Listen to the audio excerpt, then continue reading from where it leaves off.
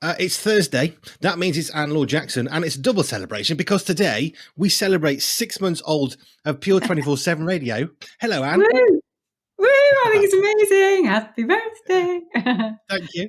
It's funny, isn't it? In new relationships, you count down the days and the weeks, and we're still celebrating months. Absolutely, of Pure 24/7 Radio. And you've been with us nearly since the very beginning. I don't know how, thank you God for orchestrating that. That was just amazing. It's just a lovely thing to have been asked and to have the opportunity to do this because, yeah, you know how much I love this. So It's good. all good. Yeah. Right. Last week went down very well. I have had so many off the cuff remarks. Oh, it was so much fun listening to Anne ask you questions. It was just brilliant. Well, you didn't do too bad, Dad. That was my little lad. Well, you seem to remember some things going in. It went down very well. So you'll have to do that every half a year or something. I think so. Right. I have some questions for you that have come in, Good. not about last week. Okay, let's just jump to the first question. Listening to the Bible seems easier than reading the Bible first thing in the morning. Is it okay to listen rather than read? What's going on with the senses? My ears and brain seem to work better than my eyes and brain when I'm waking up because I'm able to relax and enjoy listening to the words and doing something else while listening. Oh, what an amazing question. Yeah, that's fascinating. Our eyes are funny that often, especially as you get older, you realize that your eyes are different during the day. So first thing in the morning, the middle of the day is when your eyes are sharper. And then it's more whether it's the tiredness towards the evening and lighting and so on and so forth. So there definitely is a difference in the way that our eyes function. If you've got any eye going to say, if you've got any eye issues at all, you don't need to have an eye issue, but it's just more pronounced as you get older that your eyes change during the day. Your ears are pretty well constant. We just get a little deafer over time as the hair cells get killed by various things and just the aging process. But that seems to be, if I've got it right, or my understanding anyway, is that is a much more consistent thing. The hearing. So if auditory works well for you, I think especially just if you're able to and enjoy absorbing the Bible that way, then however we can feed ourselves, whatever works for you is what we need to do, is what you need to do and enjoy it. But it's definitely it's more effort because you have to concentrate on what your eyes are perceiving and you can't do other things at the same time. Whereas when you're listening and your ears will be in that good place to receive that information, first thing in the morning, there's not a lot of sensory input, there's not a lot of overwhelm. Your brain processing, your auditory processing will be probably pretty high. If for a typical person, we have a high functioning in the morning, and we just get a bit tired and a bit overwhelmed towards the end of the day, and we just need a bit less auditory input, depending on how it comes across. So yeah, basically, I understand totally, and I think it's the right thing. If you've got auditory, you can do other things with it. You don't have to. Your eyes can do other things at the same time, and sometimes we wouldn't call it multitasking. It's just multi-sensory experiences are really helpful for some people. So therefore, if you can actually get on and do something while you're listening to something, you're going to be more able to concentrate on what is being spoken to you because you're happily washing the dishes or sorting things out or getting dressed or whatever. There's a multi-sensory experience going on, and for the typical person, that's great. Other people, we need to keep it monosensory and just think it. No, you actually do need to sit down and focus and sit and read or sit and just listen. Or, but I think it's lovely when we can not multitask, just have those multi-sensory experiences of living life. I remember actually years ago speaking to a missionary who spent a lot of time on planes, and I didn't even know this was a thing. This is going back a long time. They had audio books. So they'd get a book, they get the audio version, cassette tapes. I mean, that dates it, doesn't it? But they would listen on cassette tapes because they said they wanted to close their eyes on the plane, but they didn't want to do nothing. So watching a movie wasn't an option. So they would sit an eye thing over their eyes. So they sort of drown out the light, and then they would just listen to books, and they listened to it for hours and hours and hours, and they loved it. Oh, it is such a lovely thing, and it allows the imagination when your eyes are taken up. Um, there's less because our eyes are so powerful. They override so many things. I think if you've got like a hyperactive child, or if you've got someone in the household who's a bit more disruptive, then putting them in front of a screen, it's like everything stops because the screen is so powerful. We know it can be addictive, but it's so powerful because it connects through the eyes. And it's such a powerful thing and it almost stops you. Just think, really, if they got ADHD, really, they can sit on a screen for ages, and it's just like, yeah, we're using the visual system to really suppress and override a lot of the other things that go on in the nervous system. So Well, that comes on to the next question wonderfully, actually. How do we get to sleep when our senses seem far too alert when we go to bed? yes, yes. My answer, you have to start looking at sleep at the beginning of the day, Hmm. because that's exactly what happens. Everything is going on, in the evening. There's lots of sensations. Arousal levels are high. The brain is just not in a place to to calm itself down. Fire everything you possibly can. If you want to go to sleep at that time, you either stay up later, but if you're wanting to get to sleep as soon as possible, then use every single sensory strategy you can to meet those needs in the last half hour, quarter of an hour. Or if you're in bed and it's just not happening, let's go back. We do the deep breathing. Let's get our proprioceptors, our tactile system, our oxygen, our interoceptors connecting with what's going on. If we can put something weighted on us, to give deep touch pressure, if someone can give you a massage, if you can give something a cuddle, pile more pillows into the bed so they are pressing around you. Get the right kind of temperature. So she's got a little thumbs up that came on the I screen there. saw that.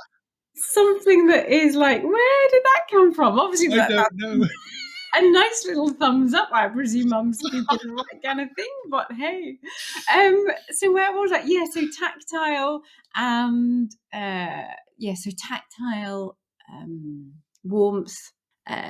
Vision, getting the right kind of light, whether you just need a little stimulation or whether you just need pitch black. And make sure if you do need to be, pitch black, that you get your blackout curtains or your things over your eyes. Get your ears in the right place, probably with earplugs or just that white noise or brown noise, just different types of noise in the background so that you're not going to be distracted by, little sounds that might come up and distract your ears. And you might need to do a little bit of rocking. Some people have a hammock for good reason. And it's that rocking that is so calming. And that's not just for babies. It really is a long-term, all-age vestibular thing. So if you need to jump out of bed and sleep in your hammock, if you happen to have a hammock in your bedroom, if you don't now, you probably will think, again, you have permission to stick a hammock up in your bedroom, then go and sleep in there. Check So your ceilings first. yeah, totally. Yeah. White noise, I understand as like staticky thing. What's brown noise? Yeah, I just suddenly thought I've forgotten what brown noise is. But I know it's a thing. And I suddenly thought, oh my, I'm saying that. And I thought, I just can't remember what it is. So therefore I'll come back to that. I'll come back next week. I, Or get one of your listeners. If you if you email, let us know what brown noise is. That'd be great. I know one of the things that Joe and I struggle with, we've been married nearly 30 years, is she's a morning person, I'm an evening person, and night times have been difficult because she wants to go to bed and go to sleep, and I'm thinking, I'm wide awake. And it's taken us nearly 25 years to realize there's a really simple solution. So we have a blacked out curtains. We have two sets actually because we like it really dark. So Joe has eye patches at night, so she can go to sleep and I can read a book, and everybody's happy. Ah, isn't that brilliant? Those simple things. I love when we have these conversations because it's just like then we can just go back and have a look. Okay, what's the senses? What are they doing? What has changed from a sensory environment in the sensory environment? And something that you have naturally come to the conclusion to do is a sensory strategy. and Ah, cool. that's Accidental, but yes. Hey, it was deliberately on purpose. Right now, another question. This is from Joe. I have to carry my sunglasses at all times. I need to wear them when the sun is shining or it is bright. Is this a sensory issue? And as Joe's husband, if she's going out the house without shades, there is a panic-stricken look of, "Where's Joe's shades?" Because you're going to get in the car. "Oh, I need my shades. I need my shades." So, a little addendum onto the end of her question: is it a sensory issue that she doesn't like to have bright sunlight pouring into her eyes? um, there are some people who need to wear sunglasses all the time because the intensity of typical light is too much. So we would class them as overreactive in the visual system. There are some people who are overreactive to certain colors in the light spectrum. There are some people who would be more overreactive because they can pick the flicker in fluorescent lights. All of those people for sure would need to take their sunglasses or other types of glasses to help stop that overreactivity. I suspect she's probably more typical, but does have a little sensitivity, a little overreactivity. But most of us would recognise that we do. We would need a little protection. We would value protection from the intensity of the glare of sunlight. But if it's definitely having more of an impact on the family than typical. So there is. I just think you've got a really good strategy in place. It's just like, right, Andy has to be on it, or the family, or the boys, or it's like, nah, this is not going to go well if mum doesn't have her sunglasses on. So yeah, it's verging, but if it's not something that she has to do when she's inside, if she doesn't have to pull the blinds down and be in a darkened room, as some people need to, then I think she's probably, she's more neurotypical, just a slight overreactivity potentially. But you manage it well by the looks of it. And you just need maybe 2 or 3 or 4 pairs of sunglasses around the place. I don't know how many she has, but make sure that she's fully kitted. One in the handbag, one in the car, one at home. So that would be my recommendation, Joe. If you don't have more than a couple of sets, then make sure you're well loaded up with sunglasses. That does make me think, actually, because I've been wearing reactor light glasses for a very long time. So I couldn't tell you if it's particularly sunny and I'm reactive or anything, because my glasses go immediately dark. And I've had them for, I don't know, 15, 18 years now. So I would sometimes people say, "Oh gosh, your glasses are really, really dark." And I'm not struggling with the sun. And then I don't realize actually my glasses have now become sunglasses, without me even realizing. It was an interesting thought. Wow. Yeah, because that's almost the other way, because it can be really hard when you are Mm. inside, and your glasses are dark because you genuinely can't see things, but you're obviously able Oh, to function in that, I presume? yeah. But I think so. Don't walk into too You're many not. walls. No, that's right. But that made me think as well, because when I was a truck driver over 15 years, I would have the blinds down in the cab everywhere I could, because most cabs have got sort of, 3 side blinds. They would be down as far as I could to be safe. I would wear sunglasses as often as I physically could in order that I would have less strain on my eyes, because driving for 10 hours a day maximum, it's quite a lot of strain because you can't take your eyes off the road. So anything I could do to reduce that, I would. So I would pull all the blinds down in the cab pretty much all the time, unless it was dark, and I'd have sunglasses on as often as I can. But that wasn't so much I was reacting, thinking my eyes are going to get strained by the sun. It was I'm diminishing the amount of strain on my eyes by lowering the level of light so I can function longer. Which is perfect for you. And there are others who would be more underreactive or who might have difficulties discriminating that would need the opposite. So if they're driving in a truck, you need to be able to work out the distance, the space, the size of the road that you are going down and where the other cars are, and perceive their space. And other people would just need more light. Yes, they might put one blind down for if the sun is directly where they are, but they would want it as light as possible because of being more underreactive or a poorer discrimination, and therefore would want as much light into their visual system as possible. But for you, it was great. You found your strategy and it worked for you. See, I'm doing all these sensory strategies and I'm not even knowing, which I guess is the point for many of us. We don't employ a sensory strategy, we just solve a problem. And I would imagine that's probably because we are less reactive, therefore, we think less specifically, or we're less reactive to it. But we actually do it quite automatically, I think, fairly frequently on our own, don't we? And that is where I come in as a therapist, because I work with the people who haven't yet been able to join two and two, haven't been able to join up the dots to make those conclusions and to make those right judgments, or that they're judgments that work for them, but they're not as good. They found a solution, but there could be a better solution. And also, there are times when people just get stuck. They have no idea how to join the dots up. They know something is a problem. They've maybe tried closing the blinds, or they've maybe tried the sunglasses. They've tried certain things, but it's still not working. That's when I need to come in and say, look, we need to treat some underlying things that are going on here. Um, but yeah, the other part of my work is that, folks, it is just when there is an understanding of the senses, there is so much more common sense that can be applied.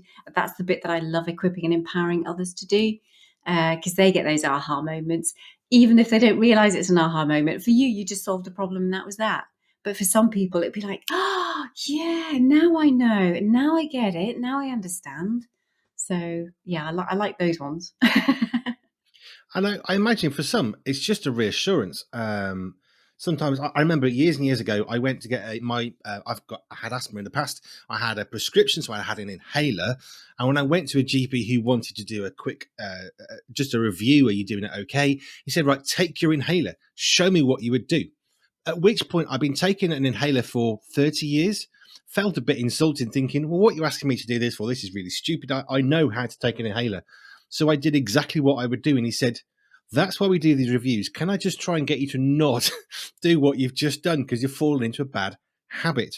And he taught me again how to take an inhaler. But because I took it not frequently, but it was a regular part of my life, I picked up a bad habit. It'd be like passing your driving test and, okay, you don't have to do that anymore, but you're doing the push-pull method on the steering wheel, you pass your test, so you don't bother anymore. And then there's all these bad habits that start to creep in. And it was the same with the inhaler when he had to say, let's go back to basics. This is how you use your inhaler. What you're doing is actually, it's not bad, but it's not good either. So do you get people who just need reassurance that actually what they're doing is okay? Yeah. And we get those bad habits. It's more that people think they work really, really hard. So if they go through the sensory super system and they get these lovely, what we call sensory diets, which is about finding the right kind of activities during the day to help you feel good, keep your nervous system in a right state all the way through the day. Like we were talking about the sleep. We need to start that at breakfast because we need to get the right kind of activities during the day so that your brain is much better and more able to settle much more quickly in the evening. And if you can't, that's when you need to do all the strategies like last thing at night. But those sensory diets, that's when folks get into bad habits because they kind of pull away from doing those things because they think, oh, we're sorted now, we're fine. They're no longer, hitting or kicking or screaming, or we can do this or we can do that. And there's an ease, which is good, but sometimes people forget the power of those sensory diets during the day, and the behaviors start to come back again, or the challenges start to come back again. So it's like I equate sensory diets, the kind of activities that we do during the day to keep us in that sensory healthy space, are the same as wearing glasses. It's like, so you're wearing glasses at the moment, and Mhm. I could come to you and say, "Oh, you're seeing absolutely fine. Here, let me take the glasses away because you're seeing fine now. You don't need those glasses anymore." And it's like, "No, I can see perfectly well because I have my glasses. So don't take them off me." And I say the same when it comes to a sensory diet, that when those things are working well, when we have those activities, those regulating, those organizing, those feel good activities, keep them there. They can grow with them. We can change them. That we adapt. The older that they get, when you go from toddlers to school age to teens, teens into young adults, into older adults and older people, the activities that make the body feel good and help you function need to stay there. Just what they look like might be different as you get older and much more age appropriate. But please don't take the sensory diets and don't take those activities away, because they're actually really helpful. Um, the good thing is that if they do take the sensory diet activities away, the behaviors come back. So it's just like it does reinforce that actually you just got into a bad habit. Let's get the good habit, keep those activities in place, keep thinking about what you're doing, and life can carry on again and you can tweak it. But yeah, interesting one. A bit like, I suppose, taking antibiotics. Here's a 7-day course of antibiotics. You get to day 3. You don't like taking antibiotics. I feel better. I'll stop taking the antibiotics. And what happens? You get ill again. We get increasing resistant strains to antibiotics. Whereas actually, if you took it for the full course, I don't do sports metaphors because I don't really do sports, but the follow through, it's the bit after you let go of the ball, is just as important as the bit before. So actually continuing to finish that course is really, really important. And it's not just finishing a course, but then trying to be healthy as a result. Yeah. Yeah, absolutely. I like the glasses analogy because if I took my glasses away, I would see all sorts of things blurry and it wouldn't be very good. I can Thank you. understand that. So our Right. doorbell just went there, so I got completely distracted thinking, "Oh, no, the doorbell's just gone." It's just like, I can get someone in the household to go and, open it. So I hope yes, I'm not sure if I finished that bit of conversation off, but thank you for No, filling it's it in. fine. We had a comment from last week. I said off air that I've had quite a few comments, not necessarily typed ones, but people saying, "Oh, it was so much fun. I was laughing. It was so good, in a good way." So this is one that we did get through. Actually, somebody typed it out. Great interview, most enjoyable, lots of fun. I enjoyed it. You did good, which I think was to me and you. Probably more for you actually, because you dealt with me not knowing what I was talking about. I just thought you handled yourself so well. It's just like, "Oh, well done, Andy." Well, I learned a long time ago to be confident, and if you do it in confidence, most people don't notice. If it's not quite right, you just say it confidently. And yes, you're very gracious in sort of covering where that's not what the answer was, but it sort of steered back again. So well, yeah, it was good. It was fun. No, we'll do that every half a year and see how my knowledge base is doing. Right, and as ever, thank you. Thank you for being part of this station as you have been. We love trying to help people through everything we're doing, and if we can do it and help sensory health as well, fantastic, because it's something that, as you keep saying, and we're always having the same conversation, it affects all of us one way or another. Mm. Underactive, overactive, mostly okay with sudden peaks. It's not something that we're simply going to bypass in life, is it? No, absolutely, absolutely. And I think actually what you've just touched on there, the fact that there are peaks. I've never described it that way before, but that's just brilliant. There are certain things and certain occasions where our systems are going to react differently to how they normally do. And it's like, yeah, just allow yourself to feel that, allow yourself to sense it, and allow yourself to react and respond differently. And hopefully it'll be less of a reaction and more of a thought through response the more you're aware of how your senses are affected by the situation that's just presented itself, and use those senses to help you get to a better place as soon as possible. Yeah. Fabulous. Thank you. Right. If you want to send any questions on your sensory health, things you've seen in the news, you're thinking, what's this about? I saw the words neurodiversity and I thought, I have no idea what that means. And then thankfully, Anne covered it naturally in one of the weeks. If you've got questions like that about the senses, then send your questions to hello@pure247radio.org. Hello@pure247radio.org. You can be as anonymous as you like. We won't read out your name, but we love your questions. Hot topics in the news, you can send those to Anne as well. And if you want to know more about how Anne can help you, go to our website, pure247radio.org/ALJ. Anne, thank you. Brilliant.